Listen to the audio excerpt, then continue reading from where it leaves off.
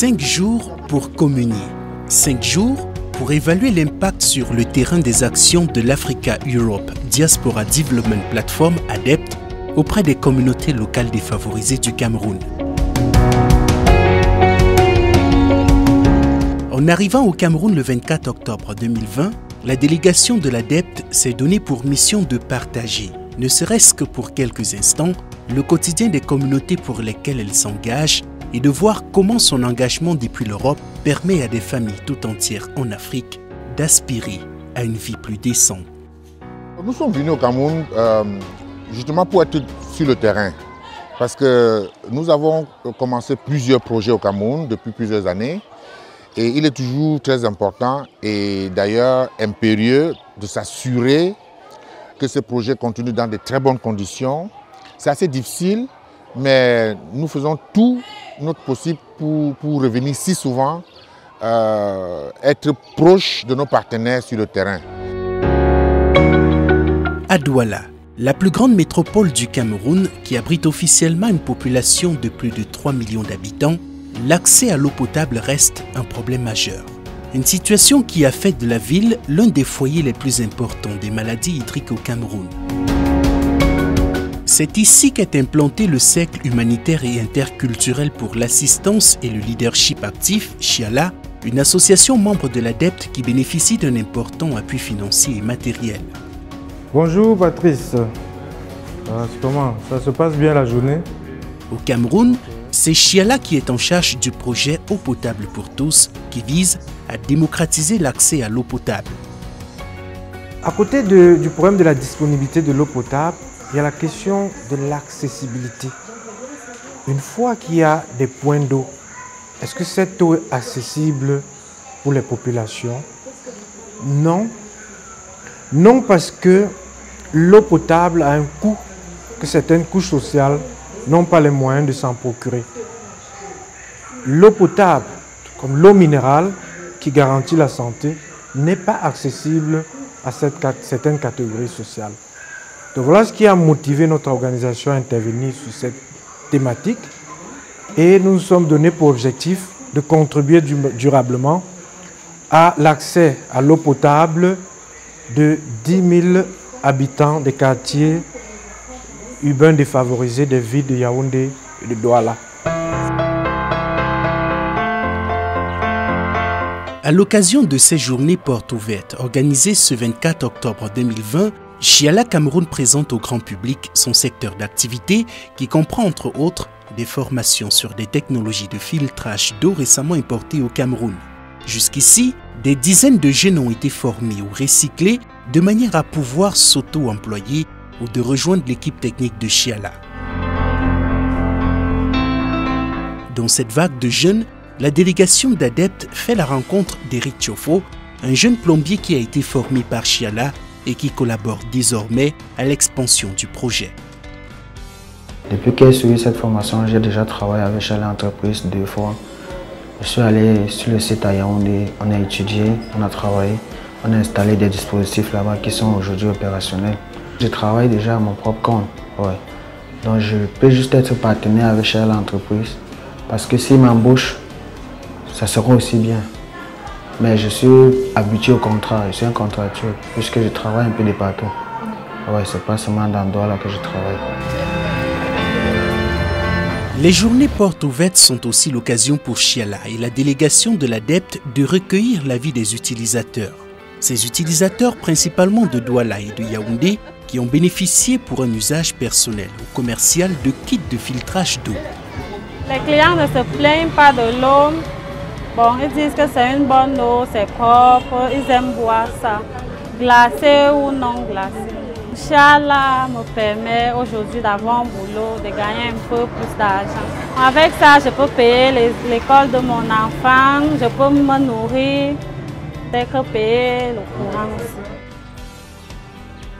Chiala water is good. Actually, I started drinking the water, I think, since December. I've been consuming this water. And I see that the water is nice. It's a neighbor that told me about the water. And I've been drinking it with my baby. She's 1 year old now. And she has no problem with the water. And I prefer the water because I notice the water is very pure and clean. It does not have any scent. I've been advertising it to so many people. Like, for example, my family, most of my family around, they are consuming the same water. We drink every day. We buy at least every week. We take four of the containers, the 20 liters. That's 40 liters every week. So because the water is good, that's why we prefer the water. And we are even looking for a way to install the filter. Yes. Because as I was told there, they can install it in your home. Yes. So I was still looking for a way for them to come and install it, but we are still looking on the price.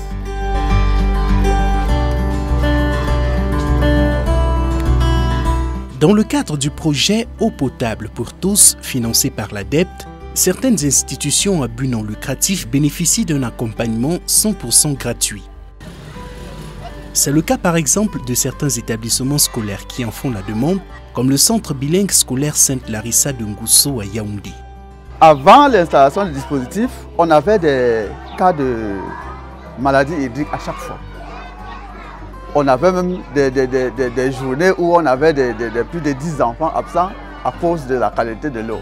C'est-à-dire que des enfants étaient malades constamment. Alors, lorsqu'on a eu l'opportunité de recevoir ce don, tout a basculé. Les élèves ont commencé à être très réguliers, les maladies ont complètement baissé. À l'heure où je vous parle, depuis la rentrée, on n'a observé aucun cas de maladie hydrique. Des écoles, mais également des orphelinats, comme celui de Ligen Lijop à Matombe, une localité située à une 60aine de kilomètres de Yaoundé, que la délégation d'ADEPT a entrepris de visiter. Cet orphelinat, qui est opérationnel depuis 2018, a vu le passage de près d'une douzaine d'enfants sous l'encadrement de sa promotrice, Henriette Hoppe, qui porte le projet toute seule depuis le décès de son mari en 2016. En 2019, l'orphelinat a bénéficié gratuitement de la part de Chiala d'un kit de filtrage d'eau pour permettre à ces enfants quelque peu déshérités par la vie de pouvoir accéder au minimum à une eau potable pour garantir leur santé.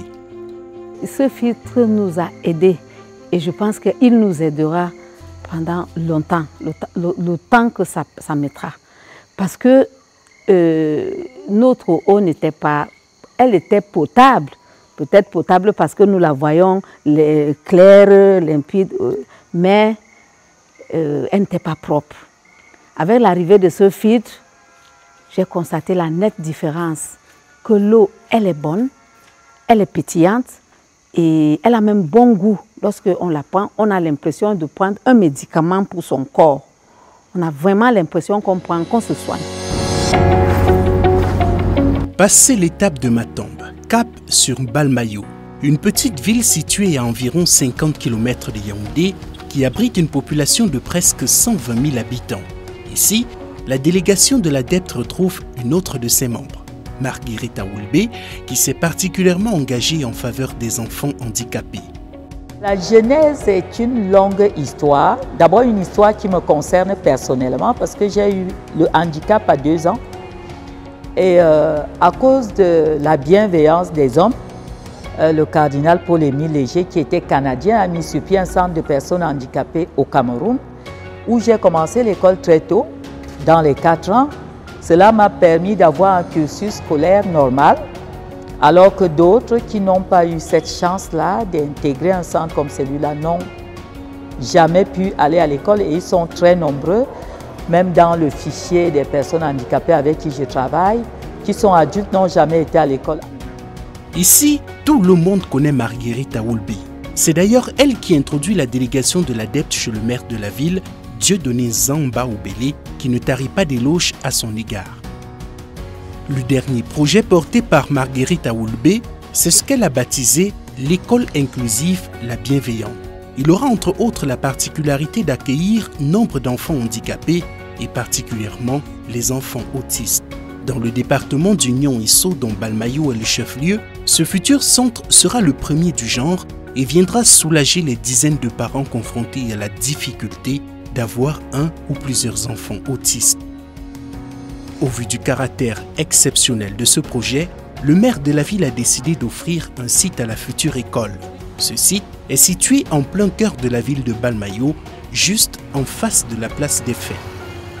J'ai vraiment pensé que cette école devrait être pas excentrée de la ville, mais au centre du pouvoir de la ville, en face de la tribune officielle, où les autorités, toutes les grandes autorités de la ville se réunissent souvent. Ils auront donc en face une école pour les enfants autistes. Et ça devrait, pour chacun qui viendra au défilé, pour chacun qui viendra défiler là, ça va faire que chacun prenne conscience qu'il y a une partie des enfants de notre société qui souffrent. Pour l'instant, Marguerite Aoulbe procède à la réhabilitation du bâtiment. Des travaux qui coincent notamment au niveau du financement. Si l'appel à soutien qu'elle lance s'avère fructueux, la future école devrait ouvrir ses portes dès décembre 2020 au plus tard. Si nous voulons continuer les aménagements pour l'année prochaine, au niveau où nous en sommes, nous nous disons que si notre école a 100 000 €, on peut faire une école vraiment viable pour l'année prochaine. Pour cette année, nous allons bricoler de la bonne manière. Quand je vois qu'il y a vraiment beaucoup à faire. Et il se pose naturellement la question du budget. Je présume que la mairie ne sera pas capable de financer tout ça. Le problème de budget, c'est la clé de tout. 5 jours durant, la délégation d'adeptes en mission au Cameroun a eu l'occasion d'échanger avec les cibles de son engagement. Elle s'est rendue compte du fort impact de celui-ci qui participe à l'épanouissement des familles tout entières et à leur apporter un peu plus de santé et de dignité. C'est un bilan très positif et très enthousiaste. J'ai été vraiment très surprise par l'impact extraordinaire que Chiala, Autriche, a ici au Cameroun. Ce sont des activités qui contribuent à l'amélioration du bien-être des populations et ils appuient les populations sur les besoins essentiels. Sur des besoins qui sont essentiels pour nous en Europe, qui sont déjà acquis, comme par exemple l'eau potable. En Europe, en général, on ouvre le robinet et on peut boire l'eau du robinet, alors qu'ici, l'eau potable n'est pas encore un acquis.